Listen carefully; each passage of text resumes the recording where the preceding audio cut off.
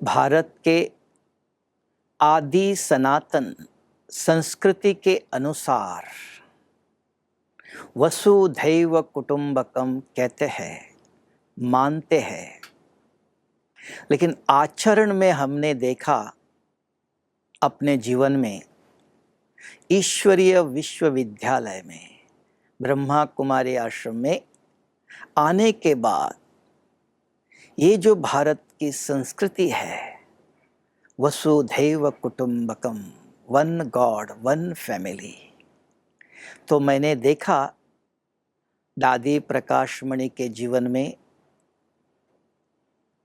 कि कैसे एक परिवार,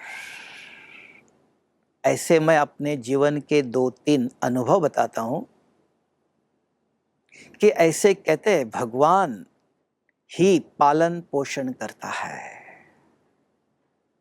दुनिया में लोग मानते हैं भगवान खिलाता है, पिलाता है, श्री कृष्ण के साथ रास लीला भी करता है, एक एक गोपियों के साथ।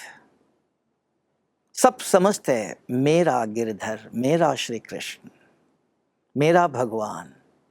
तो हमने देखा इस ईश्वरीय विश्वविद्यालय में आने के बाद दादी प्रकाशमणि जो इस ईश्वरीय विश्वविद्यालय के मुख्य प्रशासिका थी, तो उनके जीवन में देखा कितना अपनापन, अपना परिवार। एक उदाहरण देता हूँ, जैसे मैं विदेश गया था, दुनिया के सबसे कोना है, भारत से 20-22 घंटा प्लेन में आने के लिए, और मधुबन में माउंट आबू में जगदीश भाई ने शरीर छोड़ा और दादी प्रकाशमणि ने स्वयं फोन किया।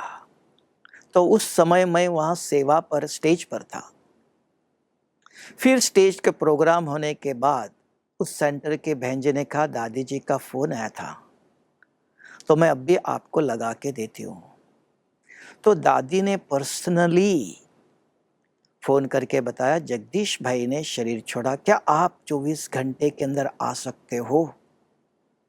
तो हमने कहा दादी जी यहाँ से निकलूँ मैं तो भी अभी भी 24 ने 48 आवर्स चाहिए।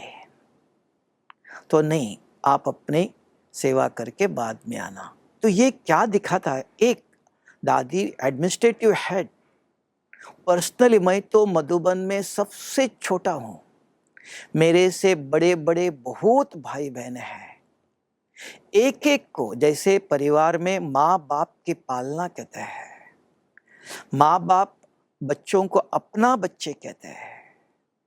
तो दादी के जीवन में देखा ये मेरा परिवार है, ऐसे कहने में आता है, सुनने में। ब्रह्मा बाबा ने इतने 350 भाई बहनों को अपना बच्चे समझ के, मेरे बच्चे, मीठे बच्चे, प्यारे बच्चे कहा, बच्चे समझ के पालना किया। उनके तन में शिव बाबा थे, लेकिन दादी प्रकाशमणि के तन में ये नहीं था। उनके जीवन में भी फॉलो फादर, नहीं तो किसी को बता देंगे ना, आप इनको फोन करो, मैसेज दे दो, नहीं, पर्सनली, व्यक्तिगत, मेरे बच्चे हैं, अपनापन। तो ये दिखाता है यहाँ वसुधैव कुटुंबकम, अपना परिवार। जैसे लौकिक में भी माँ बाप अपने बच्चे को कितना भी दूर हो याद करते हैं, समाचार देते हैं, पूछते रहते हैं कैसे हो। ऐसे ऐसे भी दूसरा एक बताता हूँ, जब मैं विदेश जा रहा था तब देखो अपनापन, माँ बाप बच्चों का हर प्रकार का ख्याल रखते हैं, ध्यान रखते हैं, सब प्रकार की शिक्षा देते हैं, सावधानी देते हैं। जैसे मैं जा रहा था तो मुझे पूछने लगे आपने एड्रेस बुक लिया? हमने कहा हाँ। एक नहीं, 3 जगह पर रखो, हाथ के पर्स में भी रखो, सूटकेस में भी रखो, जो लगेज में और एक जगह पर रखो, 2-3 एड्रेस बुक रखो। कहीं कुछ कोई पहुंचे नहीं रिसीव करने के लिए, आपके पास एड्रेस बुक है। ये सावधानी, अपनापन, अपने हैं। नहीं तो कोई जा रहा है, इतनी बड़ी संस्था है, इतने भाई बहने हैं, हम तो सबसे छोटा हूं, एकदम लास्ट। तब आया इतने एक एक व्यक्ति के ऊपर, एक एक बच्चा समझ करके पालना। ये हमने अभी लौकिक में भी माँ बाप ने भी कभी नहीं पूछा। समय हो गया, स्कूल में जाओ, कॉलेज में जाओ, कभी पूछा नहीं। हर बात की इसको कहते हैं पालना। इतना ही नहीं, तीसरी भी बात बताता हूं। जब हमको कुछ जाना, गाड़ी ठीक करना था, मैंने कहा दादी जी चक्कर लगा रहे थे, गाड़ी में बैठी थी। हमने कहा दादी जी मैं गाड़ी रिपेयर करने भेज रहा हूँ। अरे ये ले लो पैसे। तो मैंने कहा बाद में देंगे। नहीं नहीं अब भी ले लो, चेक ले लो। खड़े ही उसी समय गाड़ी में ही रास्ते पर ही सिग्नेचर करके दे दिया। नहीं ऑफिस में आओ, नहीं। इसको कहा माँ बाप सदा बच्चों की सेवा के लिए तत्पर। इतना ही नहीं, उसके बाद भी जब मैं विदेश अमेरिका जा रहा था, तब हमको कभी पैसे की कोई जरूरत नहीं, यहाँ से छोड़ देते हैं, वहाँ रिसीव करने आता है। हमको पता भी नहीं था कि डॉलर्स हमारे पास होना चाहिए विदेश में। तो निकलते समय दादी फोन करके पूछती क्या आपने पैसे लिया? हमने कहा दादी जरूरत नहीं है ना। अरे जरूरत है, आपके पास होना चाहिए। तो इशू दादी ने फोन किया, डॉलर्स लेके जाना चाहिए, कहीं जरूरत पड़ता। फिर हमने कहा दादी क्यों? फिर कहा वहाँ जो सामान लेने के लिए ट्रॉली चाहिए, उस ट्रॉली में पैसे भरना पड़ता है, देना पड़ता। बाकी सारे विदेश में, ऑस्ट्रेलिया गया कहीं भी जरूरत नहीं पड़ी, न्यूजीलैंड गया कहीं भी ट्रॉली के लिए पैसे नहीं, ट्रॉली ले लो सामान लेके जाओ। तो हमको लगा कहीं भी सारे विश्व के अंदर ट्रेवल किया, कहीं भी एक पैसे की भी जरूरत नहीं पड़ी। तब कहा खाली क्यों जरूर वो लेने के लिए आता है, यहां से छोड़ने के लिए आता है। माना इतने ध्यान कि बाबा ये जा रहा है, इनके पास ये होना चाहिए। कौन करता है? माँ बाप की चिंता। ऐसे और एक दिन देखा दादी लिख रही थी लेटर। मुरली क्लास के बाद दादी पोस्ट लिखते हैं, अनन्य भाई बहनों को मुरली के पॉइंट लिखती होंगी या कुछ लिख रही थी। तो मैं दादी लिख रही थी, एक बार आया दादी के कमरे में, देखा दादी बहुत लिख रही है, बिजी है, तो चला गया। दोबारा आया, दोबारा भी देखा लिख रहे, सिर नीचे ही है लिखने में। तीसरी दफा मैं आया, तुरंत आओ बच्चे, आओ, इतना नहीं, आओ बच्चे। She was in God conscious,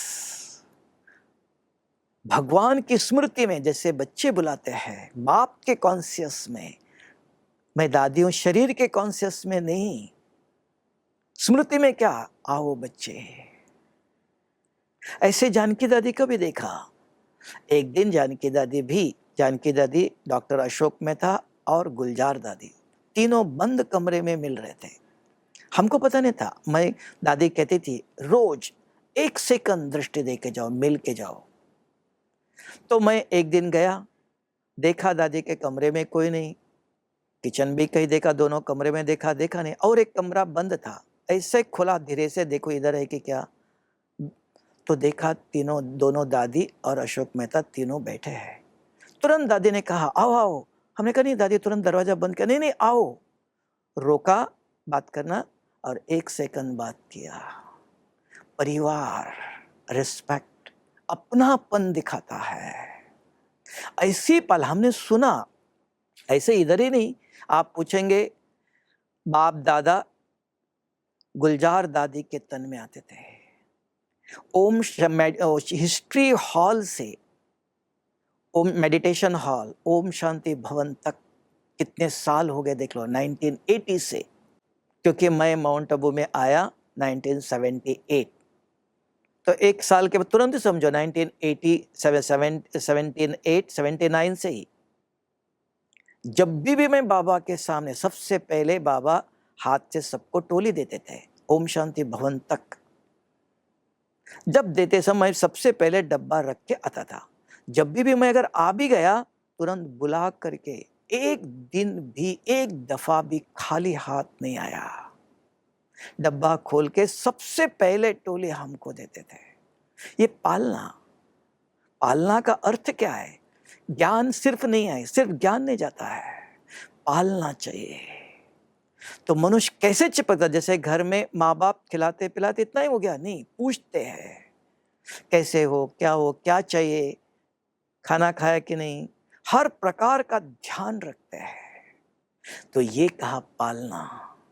दादी जी की पालना कैसे, कभी भी ये स्टूडेंट है, शिष्य है, गुरु चेले है, नहीं, स्टूडेंट भी नहीं, मेरे बच्चे, अपनापन।